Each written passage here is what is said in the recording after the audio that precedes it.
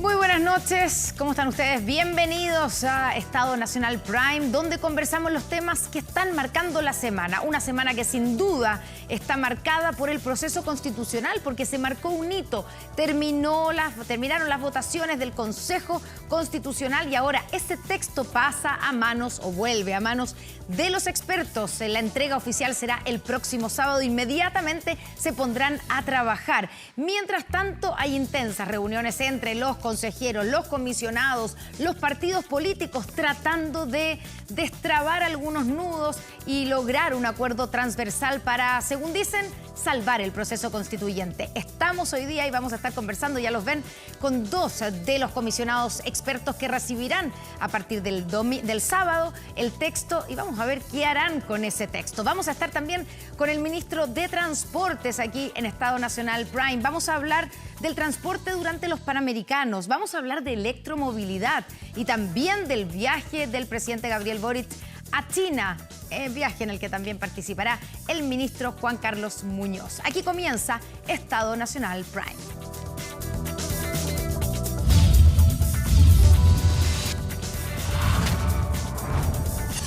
Estado Nacional.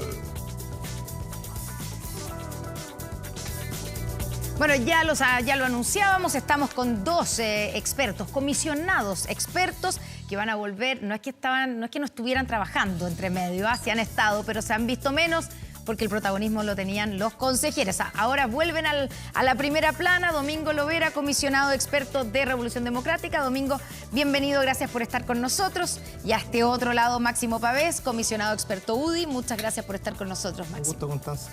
Oye, pero antes de entrar en materia con esto, vamos a contarles que hasta ahora se realizan y todavía intensas reuniones, una intensa reunión entre los partidos que componen el Frente Amplio, porque harán oficial el proceso para crear un partido único este 5 de octubre. Franji Madariaga está en el lugar y nos cuenta más detalles. Franji, ¿qué tal? Muy buenas noches. Convertirse entonces en la primera fuerza progresista de nuestro país. Ese es el objetivo entonces que tiene el Frente Amplio, luego de que durante esta jornada lanzaran un largo proceso que van a llevar hasta por lo menos principios del año 2024. ¿Qué es lo que buscan? Unificarse. Entonces que Revolución Democrática, el Partido Comunes, Convergencia Social y los movimientos socialistas conformen un partido único. Una propuesta que el presidente Gabriel Boric ya había anunciado durante el 4º aniversario de Convergencia Social, donde él proponía entonces que el Frente Amplio formara un partido único y que ya es realidad. Entonces, durante esta jornada comienzan a extenderse a través de todo nuestro país los diálogos para luego en diciembre dar por finalizado este proceso y ya en el primer trimestre del año 2024 llevarlo a un plebiscito donde toda la militancia entonces tendrá que votar si está de acuerdo o no con la idea de conformar un partido único. Pasemos a escuchar a continuación las declaraciones de los presidentes entonces de los partidos involucrados. Y justamente damos inicio a los diálogos por la unidad que va a iniciar el Frente Amplio a lo largo de todo Chile. Hoy creemos que la fragmentación política es un impedimento para poder llegar a acuerdos en salud, en pensiones, en las demandas del pueblo chileno. Creemos hoy que los partidos, los movimientos tienen que estar al servicio de la ciudadanía y siempre la unidad le va a ganar a la fragmentación en el cometido de avanzar en las demandas ciudadanas. Que la historia no parte con nosotros recibimos una posta y en pleno siglo XXI tenemos desafíos que todavía están pendientes en nuestro país y donde además hay una amenaza a la democracia por parte de fuerzas conservadoras, neoliberales, autoritarias. Tenemos desafíos de garantizar derechos sociales para que no dependan del bolsillo de las personas. Una década protagonizando la política chilena. Irrumpimos en los movimientos sociales, organizamos nuestros partidos, alcanzamos la institucionalidad, alcaldías, diputadas, diputados, consejeros regionales, concejales, están repartidos por todo el país. Y hemos alcanzado un objetivo tan grande como el de la presidencia de la República. Todavía tenemos un futuro muy provechoso por delante, recién llevamos 10 años. Imagínense dónde va a estar el Frente Amplio en 20, 30, 40, 50 años más. Y para eso nos vamos a fortalecer. Un lanzamiento que se realizó en Santiago Centro durante esta jornada y tuvo alta convocatoria por parte de la militancia, pero también de autoridades de gobierno, ministros, ministras, también alcaldesas, parlamentarios, y que también tuvo algunos mensajes de, por ejemplo, la ex candidata presidencial que se encuentra en México ahora, Beatriz Sánchez, y también desde la región de Coquimbo, el presidente de la República, Gabriel Boric. Un proceso entonces que va a durar durante los próximos meses y que se espera que ya en enero la militancia tenga que votar entonces si está de acuerdo o no con formar un partido único llamado Frente Amplio. Comienza entonces el proceso. Muchas gracias, Franji Madariaga, con la información del momento. Tenemos aquí uno de los comisionados precisamente de Revolución Democrática. ¿Está de acuerdo con esto de convertirse en un partido único? Que se fusione y desaparezca Revolución Democrática, desaparezca Convergencia Social, Comunes, y todo se llame Frente Amplio. Yo sí, yo estoy a favor de la unidad del Frente Amplio y me parece que permite, como parece también ocurrir en otros partidos, que existan diferentes énfasis también en su interior. El problema es que en cada uno de esos partidos también existen como subcomisiones adentro de cada uno de ellos. Pero bueno, todos los partidos pasan. Sí, sí, es verdad. Vamos a lo nuestro, al texto constitucional. Ustedes oficialmente este sábado, ¿cierto?, reciben el texto aprobado en el Consejo Constitucional con las enmiendas, etcétera. Yo quiero, pero ustedes ya saben más o menos lo que viene ahí, no va a ser novedad. Me imagino que no se van a poner a leerlo recién el sábado porque tienen 5 días además para hacer las observaciones y para votar. ¿Qué tan diferente es el proyecto aprobado en el Consejo del anteproyecto que ustedes hicieron y que ustedes entregaron al Consejo Constitucional? Domingo. A ver, Constanza, yo creo que durante el trabajo de la primera etapa de la comisión experta logramos, esto en parte yo siempre lo he dicho, por diseño de la comisión, como con las actitudes de quienes trabajamos allí, una propuesta de consenso que se aproxima bastante a lo que yo he llamado una constitución habilitante, es decir, delgada en la prosa, sin muchos énfasis en lo sustantivo, con un catálogo de derechos fundamentales como uno puede encontrar en las constituciones en general, pero también disponible para que los procedimientos permitan que los distintos sectores políticos que se vayan haciendo del poder puedan ir marcando a la gente, o sea, también habilitante en lo procedimental. Yo lo que veo en la propuesta que arroja el Consejo ahora, en cambio, es algo distinto, es una propuesta que mantiene algunos espacios habilitados en lo procedimental, que cierra otros y que en la prosa se ha engrosado tremendamente con una postura, no lo digo yo, lo dice el Centro de Estudios Públicos, identitaria de derechas, que me parece a mí que impide que toda la gente de Chile se pueda reflejar en ella finalmente. Máximo, ¿coincides con esa diferencia entre un texto y otro? O sea, el texto son diferentes. Quisiera primero felicitar a todos los consejeros constitucionales que terminaron esta primera etapa de haber trabajado de manera muy exigente en la segunda etapa. Este es un proceso, Constanza, que es por etapas.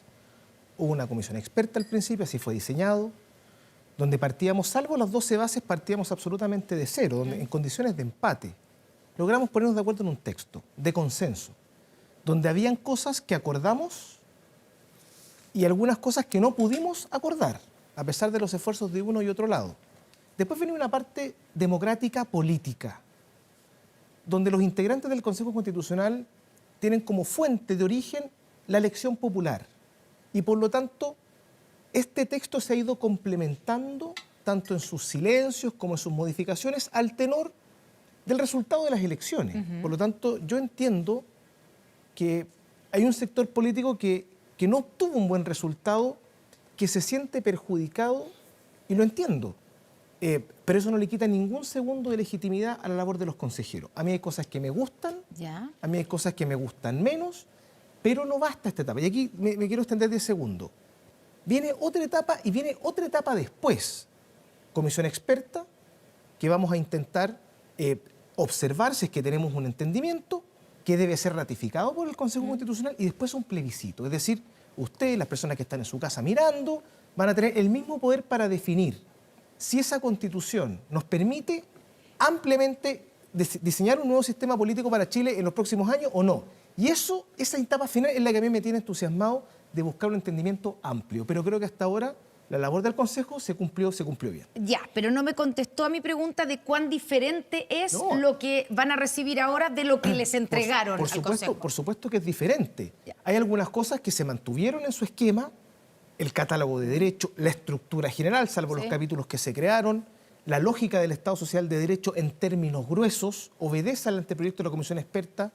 Yo sé que aquí Domingo va a tener una diferencia conmigo, pero creo que el texto en general es un texto distinto, que tiene una legitimidad respecto a la elección y que ahora corresponde volver a buscar entendimientos para ampliarlo y que tenga amplio apoyo en diciembre. Ya, ahora la pregunta es, nadie pone en duda que lo que haya pasado ahí sea legítimo, si es evidente que es legítimo. Ahora la pregunta es, ¿qué es lo que pueden hacer ustedes ahora en esta tercera etapa, diríamos, ¿cierto?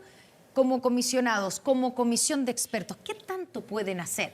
Tienen 5 días para hacer sus observaciones y votar esas observaciones. Porque da la impresión cuando uno escucha como el debate público en torno al Congreso con los partidos políticos y todo, que como que ustedes tuvieran la varita mágica para revertir algunas cosas que generan controversia o para mejorarla y que esto se va a transformar como en el texto perfecto después que pase por ustedes. ¿Es posible o qué tan posible es que ustedes hagan modificaciones reales a este texto? Domingo. Yo distinguiría 2 cosas. La primera de ellas es la reglamentaria y la segunda es la política. Reglamentariamente, efectivamente, si uno ve nuestras atribuciones, la comisión experta puede observar lo que estime conveniente del proyecto que viene del Consejo. Sin límite. No hay ninguna limitación. Ya. Eso está claro. Las 12 bases. Había, las 12 bases, exacto, y había alguna, Máximo estuvo en la discusión de la reforma constitucional, recordará que había una limitante que eran observaciones más bien formales y de coherencia, pero luego eso desapareció y hoy día se entiende que es una observación general, ¿no? Podemos entrarle, digámoslo así, con cincel al proyecto. Políticamente yo creo que es distinto y efectivamente por parte de lo que decía Max, que yo comparto, ¿no? Hubo acá una elección, hay consejeros y consejeras electas, traen anhelos también de la ciudadanía, cosa distinta cuál va a ser la suerte de ese proyecto. Y por lo tanto yo entiendo y he dicho que la comisión experta, sin un acuerdo transversal de las fuerzas políticas, de la comisión y del Consejo, debiera limitarse solamente a cuestiones, yo diría, de aseo y ornato, por decirlo de alguna forma, ¿no? Y que no entren mucho los cimientos del Consejo. Ya, pero eso significa, cuando tú dices se necesita es como que ustedes necesitan como la espalda política, el respaldo para entrar a picar. ¿Han dicho un buen chileno? Así es. Ya, ¿y eso no lo tienen todavía? Yo no he visto un acuerdo transversal de los distintos partidos políticos. Es verdad que se activaron, yo creo que algo tarde, siendo que son protagonistas justamente de este nuevo proceso, ¿no? Pero lo que yo veo por ahora son algunas conversaciones fraccionadas, ¿no? Parceladas, que impiden tener una visión de conjunto que requiere una constitución, porque a diferencia de lo que se ha sugerido por algunas voces, ¿no? Esto no es un contrato de compraventa, yo intercambio, ¿no? Una cosita por aquí, otra por allá, Te sino que saco esto y requiere tú una visión me conjunta. mantienes a cambio de esto. Exactamente. Eso no. Máximo, ¿tú coincides en cuáles son, coincides con Domingo en cuáles son realmente las capacidades, lo que pueden hacer ustedes? Mira, a ver, muy importante. Primero hay que acotar la expectativa. Si nosotros no tenemos un entendimiento político, no van a haber votos para hacer cambios mayores al texto. Y eso significa que nosotros estamos en una condición de empate. Pero que no es la misma de la comisión experta porque pasaron cosas entre medio. De hecho, dicho sea paso, una elección. En mi opinión, 2. 4 de septiembre y el 7 de mayo. Entonces, ¿cuál es nuestro límite? El realismo, que significa que lo que nosotros podamos acordar tenga respaldo en el Consejo Constitucional y después en la ciudadanía. Entonces, para eso, ¿qué es lo que tenemos que hacer? Yo lo he dicho en algunas intervenciones en los medios. Realismo de parte de la izquierda y voluntad, buena voluntad de parte de la derecha.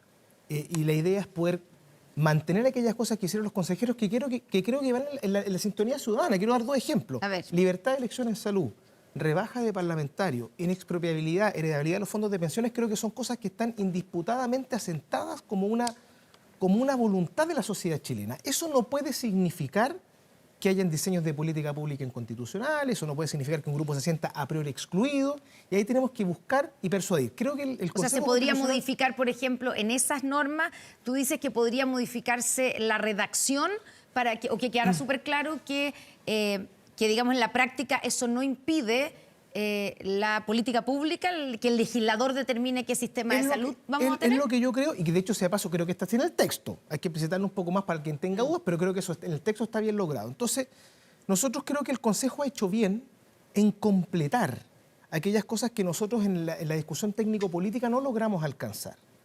hay algunas, y pueden haber más ejemplos, ¿no? Pero esos son ejemplos que yo creo que le hacen bien al texto porque sintonizan con la realidad chilena de hoy.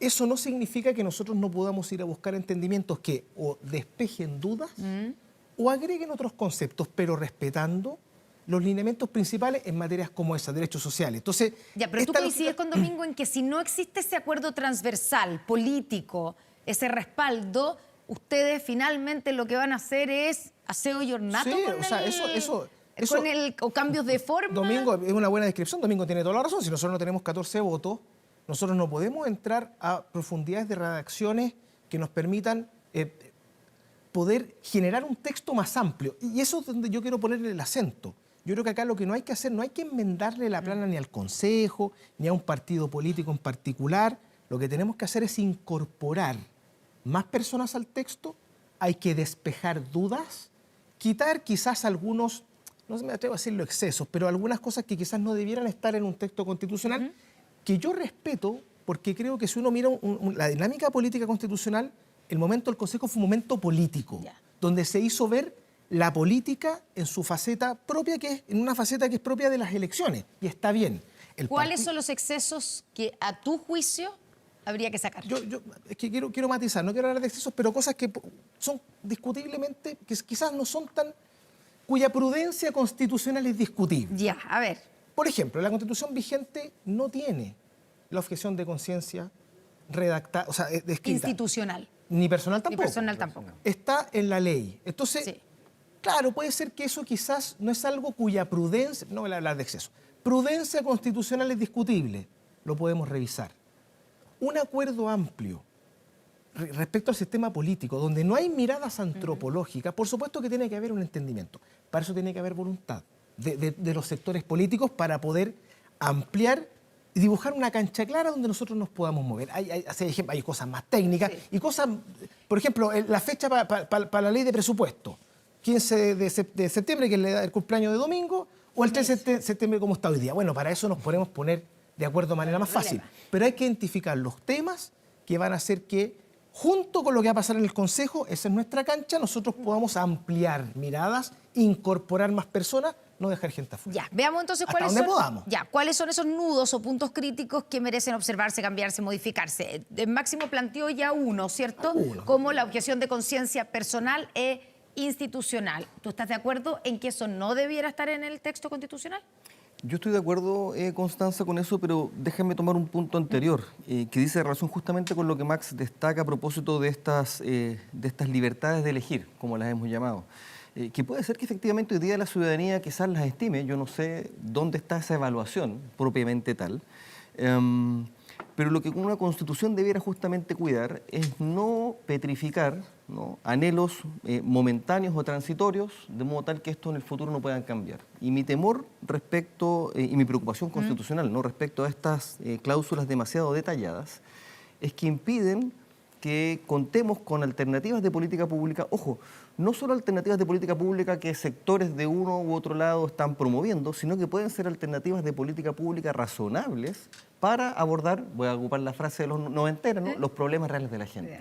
Entonces, hoy día, ¿no?, con la libertad de elegir incrustada en el texto constitucional, uno está dejando fuera posibilidades de inclusión de criterios de solidaridad que probablemente son una alternativa, ¿no?, o sea, de política pública eso es razonable. efectivo a tu juicio. Por ejemplo, si queda en la Constitución la libertad de elección en salud, digamos, hacia dónde van mis cotizaciones, ¿eso impediría, por ejemplo, llevar adelante la reforma de salud que tiene este gobierno? Bueno, yo creo, por ejemplo, en el que plantea un plan universal. Bueno, por ejemplo, en el caso del régimen de pensiones que ofrece el Consejo, se establece la propiedad sobre las cotizaciones y los ahorros que generen las cotizaciones. Y luego hacia el final hay una cláusula que declara la imposibilidad constitucional de que el Estado expropie a través de cualquier medio los fondos. Entonces, yo acá tengo dos preguntas. La primera es, si ya está protegida la inexpropiabilidad, ¿a qué alusión hace la primera referencia? Bueno, yo entendería como persona que me están diciendo que soy dueño de mis cotizaciones y puedo retirarla cuando la estime conveniente. Esto va a abrir una caja de litigio, ¿no?, imposible de contener. Pero además hace justamente imposible que yo pueda destinar o introducir un criterio de solidaridad allí donde la persona puede decir, no, yo soy el que define hacia dónde va mi cotización o quién la administra, no es la política pública, no obstante sea una política pública que quizás permita aumentar las pensiones finalmente, que es lo que a la gente le interesa. Ya, ¿tú estás de acuerdo, Máximo, con que el establecer la libertad de elección, tanto en salud como en pensiones, deja fuera algunas posibilidades de política pública, algunas posibilidades de, por ejemplo, introducir solidaridad en los sistemas de pensiones? Yo distinguiría, en el caso de las pensiones, ¿qué es lo que nosotros queremos evitar? Bueno, yo, parafraseando a los consejeros, ¿no? Que pase lo que pasó en Argentina, que en algún minuto el Estado dice, mire, ¿sabe que nosotros necesitamos recursos para otras cosas? ¿Dónde vamos a echar mano? A los ahorros previsionales de las personas. Eso constitucionalmente estaría prohibido y bien prohibido. Lo quiero decir acá. Eso queda establecido con la inexpropiabilidad de los fondos de efectivamente, pensiones. otra cosa es que nosotros abramos el debate legítimo legislativo si en el caso concreto de un proyecto de ley una norma de este tipo impide generar algún mecanismo legislativo de solidaridad, cosa que hasta el minuto no pasa en varias dimensiones. Y yo creo que no corresponde que nosotros centremos a este nivel de detalle en la discusión. ¿Qué es lo que nos interesa a nosotros? Es preservar la idea de que el ahorro previsional de las personas son de las personas y no privar de que exista un diseño de política pública A, B, C. Con salud lo mismo. A mí me sorprendió muchísimo que cuando alguien diga nosotros queremos la libertad de elección en salud, alguien pueda sostener que eso significa constitucionalizar un sistema A, B o C de prestadores o aseguradores. Lo que dice la base constitucional es el derecho que tienen las personas, bueno, para desarrollar ciertos derechos a través de instituciones públicas y privadas. Entonces, yo creo que acá hay mucho fantasma que creo que es prudente ir despejando, pero en buena. ¿Qué significa eso? Que hay en principios que nosotros queremos reservar, que ojalá la izquierda se entusiasme con esos principios, que los pueda defender, y nosotros, por supuesto, despejar que aquí no se está impidiendo discusión legislativa alguna, por supuesto con ciertos límites, eso los da la base, y así abrirnos a otras discusiones. Yo no veo que esos dos temas signifiquen inconstitucionalidades a priori. Yo creo que eso no existe con la Constitución vigente, que no se refiere a estos temas, y los temas que hemos tenido de reformas de pensiones no son de constitucionalidad, son políticos. Y ahí los tendremos que ir revisando. Ya, voy a ponerle dos temas más que han estado en la controversia. Contribuciones, el fin del pago de contribuciones a la primera vivienda, ¿tiene que estar eso en la Constitución? Mire, ¿No es un exceso? Si es que el exceso quedó como... No, pero eso... Prudencia constitucional. Eso sí tiene que haber exceso, ¿no? Ya. Yo estoy disponible a escuchar los argumentos y estudiarlo bien. La verdad es que yo... Pero en la comisión experta, más argumentos porque ya han habido argumentos. No, pero yo quiero estudiarlo bien, porque en la comisión experta este tema no se planteó. En principio, mira lo que le voy a decir. Yo quizás estoy disponible a que nosotros, porque esto está en la lógica de realizar el derecho a la vivienda, quizás podemos buscar una fórmula, más que deje automáticamente por vía constitucional una exención, buscar un camino en que el legislador propenda una política tributaria, tal como existe hoy día en la ley, en que propenda, en condiciones de justicia, no discriminación, eventualmente generar excepciones tributarias como las contribuciones. Me parece que la prohibición a priori, constitucionalmente discutible, a mí me preocupa el financiamiento de los municipios, pero quiero revisar el detalle en la etapa que viene. Ya, pero es un exceso. Usando la misma palabra que usted acaba de utilizar. Yo me corregí, dije de discutible prudencia constitucional, mejor dejémoslo así. ¿Es un exceso, Domingo Lovera, que estén las contribuciones, la exención o no exención, los impuestos en general, pero en este caso la contribución en la Constitución? Bueno, mira, yo diría que lo que hace una norma como esa es justamente, en continuidad con las de pensiones y salud y otras, ¿no? Es ir a un detalle que es innecesario en una Constitución. Si la virtud del anteproyecto era no solamente el hecho de que existiera un acuerdo transversal político detrás, sino que dejaba abiertas las discusiones y los detalles de política pública a la política, ¿no? Cosa que la Constitución, por la propia tarea que cumplen las constituciones, ¿no? Expropia del debate político. Entonces, cuando estas decisiones se toman de antemano, aquí hay una verdadera reforma tributaria incorporada en la propuesta que arroja el Consejo, bueno, el juego de piernas del futuro legislador, de la futura legisladora, presidente o presidenta, es mucho más reducido, no solo por la preocupación que han manifestado ya varias economistas respecto a cómo se van a financiar los municipios, sino que es el hecho de que algo tan detallado esté incorporado en la Constitución. Y si me permite 5 segundos, esto arranca de una confusión que Max acaba de poner sobre la mesa, que es sostener que la forma en que se va a garantizar el derecho a la vivienda de las personas es alivianando la carga de contribuciones. Y eso es un error porque supone pensar que la vivienda se juega, o el derecho a la vivienda se juega en tengo vivienda, no tengo vivienda, cuando el derecho a la vivienda es mucho más rico. Cuando uno es propietario de su casa, uno esgrime el derecho de propiedad, no el derecho a la vivienda. El derecho a la vivienda es para personas que no se encuentran hoy día en condición de tener una vivienda, a la que se le abren oportunidades de política pública para la vivienda, y otras que no son propietarias, como un arrendatario, que ve en el derecho a la vivienda algunas formas de protección. O sea, es mucho más rica, ¿no?, tanto la jurisprudencia como la práctica constitucional comparada internacional en materia de vivienda, y esa explicación yo creo que es particularmente equivocada para justificar en algo, ¿no?, esta referencia a la eliminación de las contribuciones. Se nos acaba el tiempo, quiero que me digan sí o no. El texto, después de que lo vean ustedes, estos 5 días en la comisión experta, ¿va a quedar mejor que el que salió del Consejo Constitucional o peor? Yo aspiro que quede mejor, en el sentido de que nosotros podamos incorporar más visiones manteniendo lo bueno que hay. Mire, no lo podemos profundizar. Un texto que disminuye el número parlamentario, que hace más viable el sistema político, que declara que el Estado tiene deberes muy importantes en seguridad, que está disponible a indemnizar a las víctimas de terrorismo, que permite la libertad de elección. Debiera volverse al derecho de la vida del que está por nacer en vez del buena quién. Pregunta. Yo aquí no me quiero adelantar porque eso es una definición colectiva. Ya. Tengo mi opinión.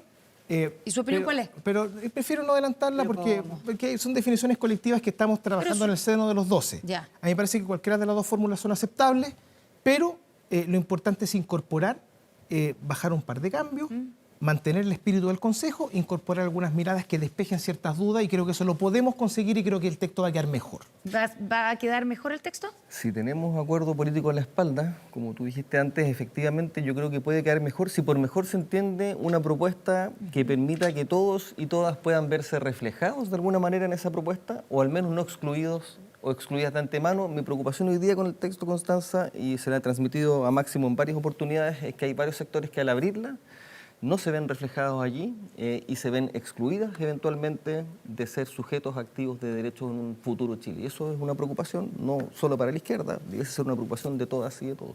Tiene que volver la redacción de el derecho a la vida, del qué está por nacer, en vez de quién está por nacer, como quedó en el Consejo Constitucional. Mire, para que vea el nivel de concesiones que estamos dispuestos a realizar, nosotros y nosotras hemos dicho que efectivamente la cláusula del qué está por nacer es una que podríamos conversar, y nos parece que la del quién, y esto yo estoy dispuesto a sostenerlo acá y argumentativamente, restringe indebidamente los derechos sexuales y reproductivos de las mujeres, pero es raro que hombres estemos acá justificando o explicando esa limitación.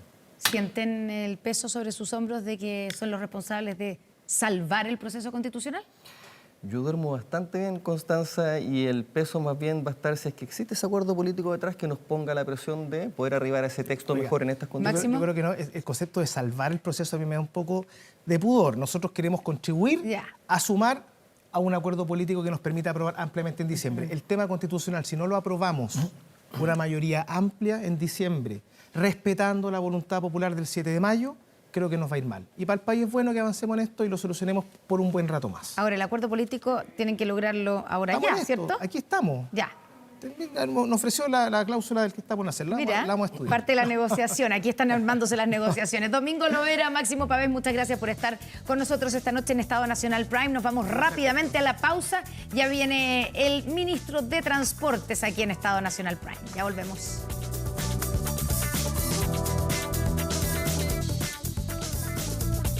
Estamos de vuelta aquí en Estado Nacional Prime. Aumenta la delincuencia, no grave robos, evítelos con Tepillé. La empresa líder en seguridad preventiva con monitoreo de cámaras de seguridad y audio disuasivo en tiempo real. Tepillé protege 24/7 su empresa y también su hogar. No sea usted la próxima víctima y contrátelos en tepillé.cl. Ya estamos con el ministro de Transporte, Juan Carlos Muñoz. Ministro, debería decir buenos días, fíjese. Todavía no, en media hora. Buenas noches todavía. ¿Qué tal? Buenas noches, Connie. Muy bien, muchas gracias por tenerme. Un día largo, así es que Los días son siempre largos. Sí, pero esto es la última actividad. Sí. Nos faltan 14 días exactos para que comiencen los Panamericanos, y el transporte es uno de los tantos temas, ¿cierto?, que son relevantes y que hay que organizar. ¿Cómo va a funcionar el transporte en los Panamericanos? ¿Qué cambios van a haber por esos días a partir del 20 de octubre? Bueno, es un desafío grande. Tenemos no solamente esta fiesta, que es la principal fiesta deportiva que hemos tenido en la historia del país. Esperamos que van a llegar cerca de 90.000 visitantes, más aproximadamente 9.000 atletas. es decir, un contingente de 100.000 personas que hay que desplazar, acompañado de todas las personas que van a estar acudiendo, ¿verdad?, de Chile a los distintos eventos. Y todo esto tiene que ocurrir al mismo tiempo. No solo eso, sino mientras la ciudad sigue funcionando. Claro. No es una ciudad que se detiene para los Juegos. No. Es una ciudad que tiene que seguir brindando movilidad, acceso a todas las personas. Y lo que estamos definiendo, y hemos venido trabajando de hace varios meses, por supuesto, con el Ministerio del Deporte, tratando de entender bien cómo está configurado los distintos eventos, cuáles son las necesidades de movilidad. Además, hay cosas importantes, que es que no siempre los deportistas se pueden mover en modo de transporte público, sino que parece que hay que hacerles movimientos que son especiales, en fin. Es sofisticado, pero yo creo que estamos bien preparados. ¿Existe el cálculo de cuántos autos se van a sumar al tránsito normal de Santiago? Estamos tratando de que más Un bien aproximado. estamos tratando de que el foco sea en transporte público. Ya. Tenemos la suerte de, por una parte, tener Cerrillos, Estadio Nacional conectados por la línea 6. Es una muy buena coincidencia. Permite que ese movimiento entre, por ejemplo, la Villa Olímpica y el Estadio Nacional, en algunos casos se puede usar el metro. Tenemos además el Estadio Monumental, que se va a usar aparentemente para clausura también al lado de una línea de metro, lo mismo el Parque O'Higgins. Es decir, vamos a tratar de que la mayor parte de los eventos se invite a las personas a preferir el transporte público como una forma justamente de prevenir hitos de mucha congestión. Claro, pero igual va a haber una cantidad de autos que normalmente no están. Y de hecho, una presentación de la flota de autos de Panamericanos. O sea, evidente que va a haber una suma. ¿Existe ese cálculo de cuánto va a aumentar o cuánto podría aumentar la congestión vehicular? O sea, lo que nosotros vemos es que más allá de que la intención sea que lo menos posible, me imagino. La invitación es sobre todo cuando hay eventos a los cuales la gente que me escucha, ¿verdad?, quiere asistir, que eviten en automóvil. Cuando tenemos muchas personas que quieren ir llegando a los mismos lugares al mismo tiempo, la verdad que si llegamos en automóvil es la perfecta receta para un desastre de congestión importante. Por eso es que, por ejemplo, algunas de los eventos van a estar rodeados de un área en que no se puede entrar con vehículos, no va a haber estacionamiento a la cercanía, y vamos a tratar de darle prioridad al transporte público. Ahora, van a haber también algunos eventos que van a generar una disrupción mayor, en particular la maratón. Hay un evento de bicicletas también, que va a significar que la ciudad va a tener que sufrir ciertos desvíos, ciertos cierres de vías. Y ahí lo que hemos hecho es dispuesto no solamente invitando a las personas que se informen con anticipación a la hora de planificar sus viajes, sino que también tenemos hecho un acuerdo con Waze, como una aplicación que permita tener en línea los distintos tipos de bloqueo y de cierre que permitan que las personas puedan ir moviéndose con un poquito más de facilidad. Con que uno pueda ver las intervenciones y que digan está cortado tal parte del tránsito, etc. Las dos grandes van a ser un domingo, lo que también ayuda un poquito a que el movimiento sea un poco menor. Ya, pero ¿usted descarta un caos vial? No, estamos trabajando para evitarlo. Estamos trabajando para evitarlo y lo que sí es que... Pero no lo descarta. O sea, a ver, yo lo descarto en el sentido de que nosotros hemos tenido eventos así. No es como que pero equivalente como a qué, claro, o sea, por ejemplo, términos de la cantidad de... La inauguración vamos a tener 30.000, 35.000 personas que van a acudir, además de los atletas. Y claro, cuando uno tiene un partido de fútbol, por ejemplo, de la selección en el Estadio Nacional, no es muy distinto a esto y por lo tanto sabemos lo que significa el tener que llevar personas al Estadio Nacional, evacuarlo. Claro, pero cuando estamos hablando de un partido es solo y todo se enfoca ahí, ¿cierto? Sí. Acá hay, si hay un evento deportivo, por ejemplo, en el Estadio Nacional, pero van a haber también en otros lugares. Además hay delegaciones que hay que mover, no solamente los deportistas, delegaciones, el público, etcétera. O sea, ¿hay algún evento comparable que se ha realizado en nuestro país en el último tiempo, en el Santiago de hoy, con los problemas de gestión que tenemos hoy? Yo creo que esto es un desafío enorme en ese sentido. El movimiento, lo que tal vez lo hace más complicado es justamente el movimiento de las delegaciones, en que son vehículos adicionales, son buses adicionales que tenemos que desplazar. Y que tienen que poder llegar oportunamente de forma segura a cada uno de los distintos eventos. ¿Van a tener vías exclusivas los buses de las delegaciones o no? Sí, se les va a permitir poder usar las vías exclusivas y hemos dispuesto no solamente de 8 kilómetros adicionales de vía exclusiva en Pedro Aguirre Cerda, en en Carlos Valdovinos y en Gabriela, y hemos dispuesto también de un mejoramiento de algunas vías exclusivas que estaban ya habilitadas, y estamos disponiendo además de una mejora importante de muchos de los paraderos que están involucrados en las vías relevantes. ¿Cómo se van a transportar los deportistas, ministro? Esto ha sido, lo ha visto, me imagino, Sí. un tema de discusión. Por ejemplo, la diputada Erika Olivera, que es deportista, ¿cierto? Ella dijo que no era seguro que los deportistas se transportaran en transporte público. No, así es. Efectivamente vamos a... en algunos casos lo podríamos utilizar, está todavía en diseño uno de los movimientos. Cuando usted dice en algunos casos, dependiendo de la hora, No, claro, por ejemplo... ¿Cuándo es seguro, digamos, No, el único utilizarlo? momento en que estamos considerando llevar a las personas en transporte público deportistas, y hay que ver cómo lo hacemos de una manera que se hace, es cuando tengamos que llevar a muchos deportistas al mismo tiempo. Porque si es solamente por evento, la verdad que tú tienes que mover a unos pocos, pero cuando son todos juntos y tengas que mover a lo mejor, no Que sé, un equipo de fútbol, 5.000 al mismo tiempo. Ya. No, 5.000, estoy pensando en la inauguración. Ya, perfecto. Estoy pensando en la inauguración o la clausura. Ahí quizás podría ser útil usar algún tipo de transporte público más masivo. Pero en general a los deportistas los vamos a transportar en buses. Ya, o sea, no es Y que... buses que no son de recorrido.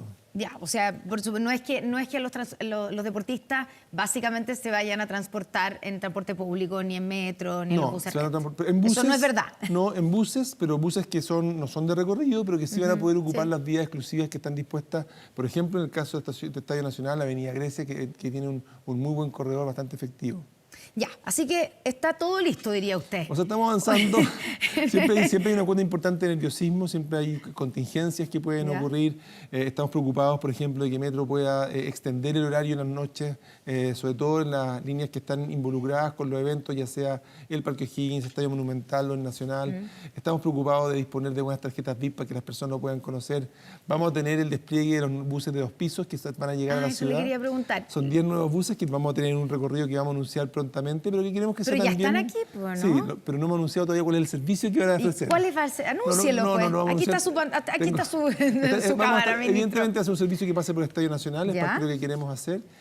Son 10 buses que esperemos que sea un ícono, que vaya quedando también dentro de la ciudad como una de las cosas que el sistema nos deja.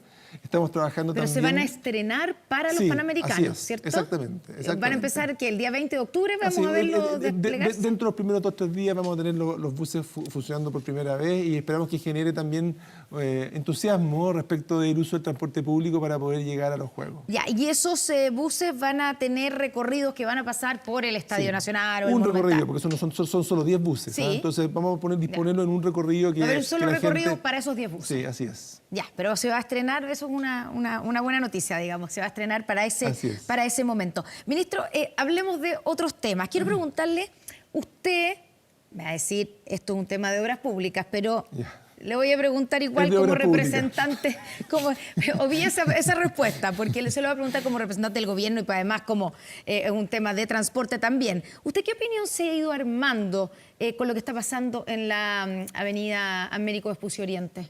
Bueno, en Américo Vespucio Oriente, claro, esto de todo conocimiento, ¿no es cierto? Y que es una situación bien incómoda, porque tenemos una autopista recién inaugurada, con poco recorrido, y ya presenta una situación de inundaciones que son complicadas, ¿no es cierto?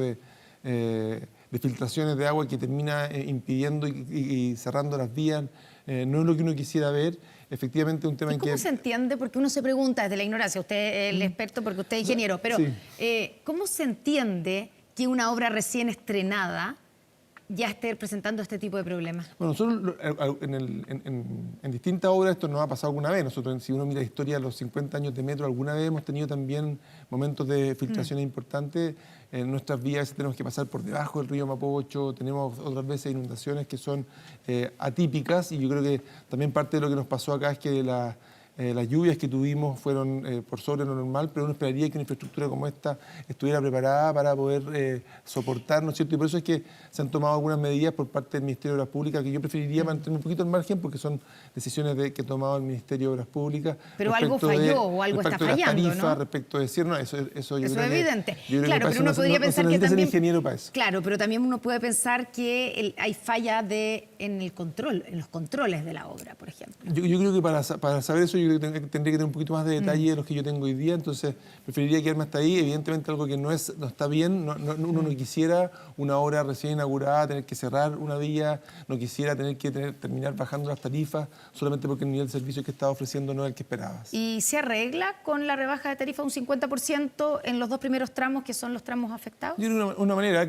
razonable de por lo menos salir a responderle a los usuarios que tienen justa razón para decir este no es el servicio por el cual que me habían ofrecido. Y un argumento que han presentado desde la avenida es que ellos no son una autopista urbana concesionada, sino que son la extensión de una avenida como es Américo Vespucio y por lo tanto no se aplican los mismos criterios. Yo creo que claramente ¿Es una buena explicación? A todas luces, Américo Vespucio Oriente es una autopista urbana como las demás, que juega parte de un sistema junto con Costanera Norte, junto con Vespucio Norte, Vespucio Sur. Se paga peaje, de hecho. Estamos trabajando en Ministerio de las Públicas para poder cerrar el anillo de Américo Vespucio a través del segundo tramo de Américo Vespucio entre Avenida Grecia y Avenida Príncipe de Gales. Esperamos que eso vaya avanzando y de esa manera poder darle continuidad. Yo entiendo que sí, de nuevo es una pregunta para la gente López y no para mí, sí. Pero yo entiendo que sí, que hay una obra en curso y que hay un programa para que ese anillo se complete. Ministro, hablemos de electromovilidad. ¿Cuándo empiezan a circular los nuevos buses, los últimos que llegan los buses eléctricos? A ver, nosotros tenemos en Santiago una situación extraordinaria que no sé si todo el mundo lo tiene tan claro, pero cuando uno mira el mundo, fuera de China, y quiere hacer la excepción, no encuentra una ciudad en el mundo con más buses eléctricos que la nuestra. Hoy día nosotros ya tenemos 2.000 buses eléctricos y seguimos avanzando. Sí. Estamos a puertas de poder presentar una nueva licitación para poder ir mejorando para eventualmente llegar a que todos los buses sean eléctricos en nuestra ciudad. Tenemos un compromiso como país en términos de carbono neutralidad, de avanzar hacia que todos los buses sean eléctricos en Chile para ir por el año 2035. ¿Y eso es una meta cumplible, digamos? Yo creo que sí. 100% de la flota de buses de transporte público eléctricos para el 2035. No solo en Santiago, sino que en las demás ciudades, porque un tema que es complejo y que es ingrato es que este panorama que dibujo para Santiago, que es extraordinariamente positivo y que permite que recientemente, ¿no es cierto?, no sé si usted vio, pero la última encuesta de CADEM muestra que el sistema de transporte público crece 17 puntos porcentuales, de 35 a 52% su evaluación, y Metro sube 15 puntos de 67 a 82. Es decir, hay una mejor satisfacción por el transporte público. Nosotros lo vemos con mucha alegría, porque muestra que los esfuerzos que estamos haciendo tienen algún impacto en las personas, pero ese esfuerzo de mejora tenemos que poder llevarlo también. No ocurre lo mismo en regiones. Entonces tenemos una deuda con regiones. Nosotros estamos trabajando fuerte en ir desplegando más buses eléctricos. Los primeros ya llegaron. Eso le iba a preguntar. Ya, esos primeros, porque tenemos 2.000, ¿cierto? En Santiago. Pero ¿cuándo empiezan a recibimos los primeros? No, los 2.000 en Santiago están funcionando. Sí, los Vamos nuevos. A regiones. En Antofagasta ya tenemos 40 que ya llegaron, estamos construyendo el terminal. Las empresas nos dicen que vamos a poder estar acá disponibles para que la operación empiece en noviembre. Estamos bien contentos con eso porque va a ser la primera vez que vamos a tener un servicio de transporte público en regiones, y estamos haciendo esfuerzos similares con licitaciones paralelas en otras ciudades del país, de modo que al terminar el gobierno podamos tener noticias de este tipo en la mayoría de las ciudades de alta envergadura del país. Ministro, si queremos incentivar, que es un hecho y tenemos además un compromiso, la electromovilidad, pero para el ciudadano normal, ¿cierto?, es inalcanzable poder comprar un auto eléctrico. No bajan de 30 millones de pesos. Entonces, ¿cómo se entiende si que queremos tener ese objetivo, incentivarlo, no tener incentivos económicos mejores o claros? Porque hoy día resulta más barato tener y comprar un auto diésel, que es el más contaminante de todo. Bueno, a ver, ¿cómo lo hacemos? Lo que hemos dispuesto es, al lanzarnos en la electromovilidad, es comenzar con aquellos vehículos que circulan muchos kilómetros en el año. Porque como tú decías, claro, Connie, el vehículo es más caro, pero hay un ahorro por kilómetro y por mantención enorme, ¿no es cierto? El costo por kilómetro es como un 30%, la mantención es la mitad porque las piezas son muchas menores, y por tanto por eso el foco está puesto en los buses, los taxis, ¿no es cierto?, los vehículos que recorren muchos kilómetros, y ahí donde está puesto el foco. y entendiendo que a continuación tienen que venir los vehículos particulares. El año pasado aprobamos una ley que reduce de forma muy importante el permiso de circulación para los automóviles eléctricos como una forma, ¿no es cierto?, de, por último, decir voy a dejar de recaudar ese tributo en esos casos. Los vehículos eléctricos los primeros 2 años no pagan permiso de circulación, el año 3 y 4 pagan solo un 25%, luego a los siguientes 50%, 75% el año 7 y 8 y recién al año 9, cuando ya el permiso de circulación un poco más bajo, se paga en forma íntegra. Pero no es suficiente. No es suficiente. Para que esto se haga masivo. ¿Qué otro incentivo se puede, o están pensando en nuevos incentivos económicos para que la gente, no solamente, digamos, la gente que anda muchos kilómetros, sí, pueda optar por ese auto? A ver, un elemento que a mí me gustaría avanzar y que tiene que ver con una forma de reducir, como tú decías, el problema acá es que son demasiado caros. Y a mí me gustaría que pudiésemos aprobar una ley en Chile que permitiera que se autorizara talleres para poder transformar un vehículo diésel a vehículo eléctrico. De la misma forma como recientemente hicimos para poder autorizar que uno pueda transformar un vehículo diésel a gas natural, y hace poco estuvimos en Magallanes contando que eso se va a poder hacer incluso para vehículos de hasta 15 años, si recuerdo bien la edad. Pero que nosotros pudiésemos tener talleres en Chile que uno pudiese ir con tu vehículo diésel y decir lo quiero transformar en eléctrico, y el costo, por supuesto, de esa transformación sea bastante menor que la adquisición de un vehículo nuevo. Son vehículos que duran bastante y en la medida que las baterías, ¿no es cierto?, vayamos teniendo un mecanismo para mantenerlas con una mayor vida útil, yo creo que puede ser una buena forma de fomentar la electromovilidad en Chile, que sea relativamente económica y no signifique un fomento a usar y usar más automóviles. Usted es uno de los ministros que va a acompañar al presidente Gabriel Boric al viaje a China, ¿cierto? Así Se van es. el 12 de octubre. Así es, el jueves, una semana más. Exactamente. ¿Cuál es la expectativa del viaje, ministro, en su caso, para usted, para su cartera? ¿A qué va usted específicamente? A mí me parece muy atractivo el viaje a China, entendiendo que Chile se ha transformado en no solamente un socio comercial importante para el país, sino que clave en materia de transporte y telecomunicaciones. Sí. Los buses eléctricos son todos chinos, ¿no? O sea, de los 2.000 buses, ¿sí? Los 2.000 son chinos. Ya. Y no es que uno dijera hay una exigencia por parte del gobierno de una determinada origen. La verdad que son las empresas las que compran aquellos buses que dan las mejores funcionalidades al menor costo posible. Hasta acá los buses han salido bien. Ya. Son buses que llevan varios años, que están mostrando incluso una autonomía y una vida útil mayor a la que originalmente se planificó. Algo parecido nos pasó con trenes. Los últimos trenes que hemos comprado también son trenes chinos y por lo tanto aparece China como un espacio donde uno quisiera aprender más de la electromovilidad. Ellos van bastante más adelante que nosotros. O sea, claro, aquí tenemos ciudades en China que no tienen 2.000 buses, que tienen a lo mejor 10 veces eso, o 5 veces eso, la cantidad de buses circulando chinos eléctricos por la ciudad. Y por lo tanto hay un aprendizaje el cual queremos reconocer, al mismo tiempo de establecer vínculos, presentar nuestros planes para poder generar también mejores condiciones económicas para las compras que pudiesen venir. Bueno, y hablando de China, ¿cierto? Precisamente en la adjudicación del tramo, la licitación del tramo Santiago-Melipilla, del tren, ¿cierto? Se la ganó una empresa china, CRRC. Y esto ha traído alguna polémica. La empresa española CAF, que perdió, ¿cierto?, la licitación, recurrió al Tribunal de la Libre Competencia solicitando una llamada medida prejudicial, porque lo que estiman ellos, los españoles sostienen que la oferta de los asiáticos podría ser temeraria. ¿Qué significa esto? Que sus valores están muy por debajo del mercado. De hecho, hay un 40% de diferencia entre ambas ofertas. ¿Le preocupa eso al gobierno? Sí, a mí, yo he leído ¿sí?, los antecedentes, entiendo que esto es un tema judicial.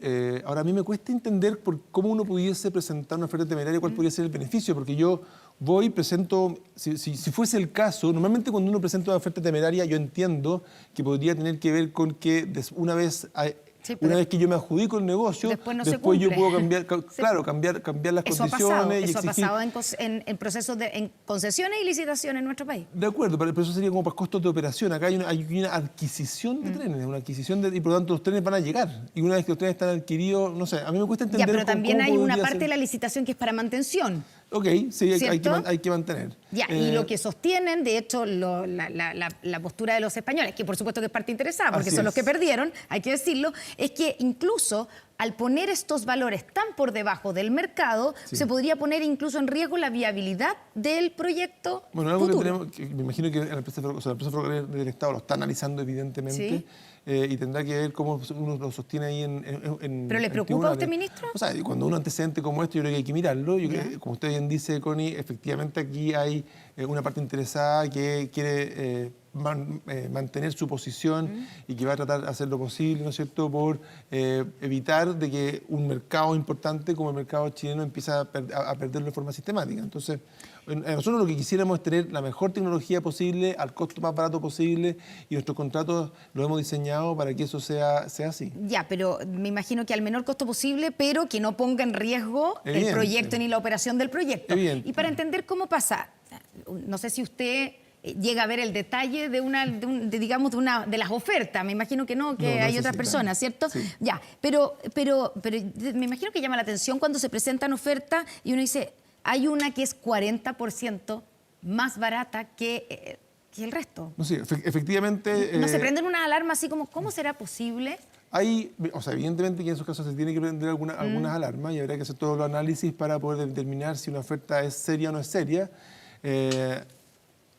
Cuando nosotros hacemos muchas licitaciones en el Ministerio de Transporte, por ejemplo, asociado a los servicios de buses del sistema Red Movilidad en Santiago, también te pasa que te llegan ofertas con precios distintos y uno tiene que hacer todo el análisis asociado a definir si es que te da tranquilidad o no da tranquilidad a una determinada oferta. Ahora, también es complicado. Eso normalmente uno lo tiene que hacer a la hora de definir las bases de licitación. Sí. Una vez que ya abres la licitación y te llegan las ofertas, normalmente uno tiene que seguir las reglas de las bases que definiste al escribir los contratos. ¿Y cuánto pesa que los que se hayan ganado la licitación son chinos? Es una empresa china. Considerando que van a China ahora, considerando que es nuestro principal socio comercial, no debe ser fácil enemistarse con los chinos, ¿no? No, pero yo creo que acá eso no entra para nada. O sea, ¿no? Acá lo único que entra es la preocupación de poder dar un buen servicio, de poder tener los mejores trenes posibles, de poder ojalá adquirirlo a un costo que sea lo más competitivo. En general nuestras bases son competitivas. Es interesante esto de también transmitir que, por ejemplo, en el caso de metro, nosotros somos capaces de construir líneas de metro a un costo que es, ya se lo quisieran muchas otras ciudades del mundo. Nosotros construimos túneles y trenes al orden de $100 millones por kilómetro. Eso tiene que ver con que hacemos licitaciones que son muy competitivas, eso tiene que ver con que hemos desarrollado capacidad también por parte de la empresa de poder ir llevando adelante proyectos. Y por lo tanto, nosotros tenemos en Chile la capacidad de poder llevar adelante proyectos que sean competitivos, eficientes. Y yo me imagino que en el caso de Ferrocarril, estamos trabajando porque el proyecto de Melipilla y el proyecto de Autuco se realicen de buena forma. ¿Cuándo debiera partir ese proyecto? En construcción, digamos. No, nosotros estamos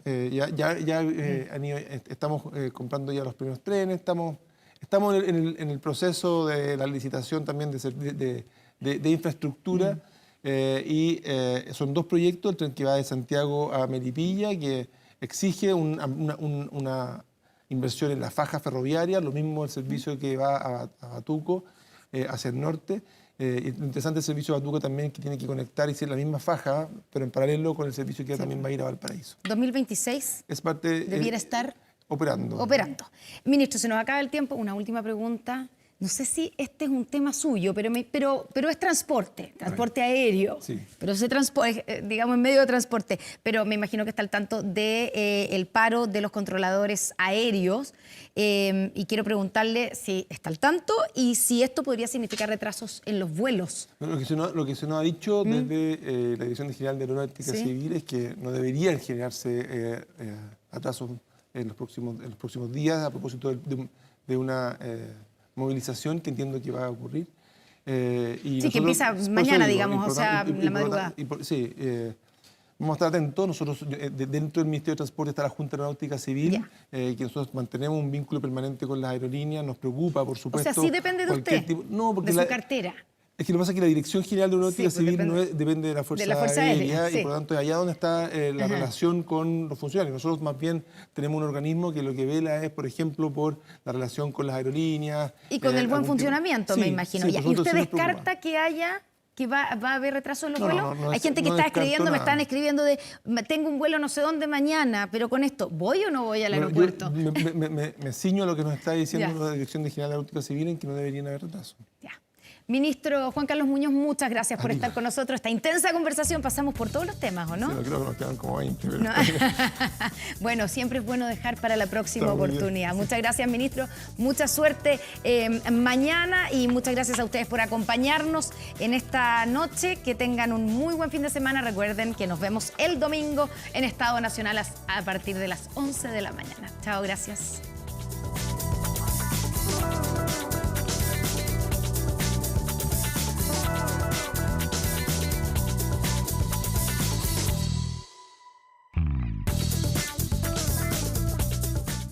con el auspicio de Came, planes desde 12 UF al año.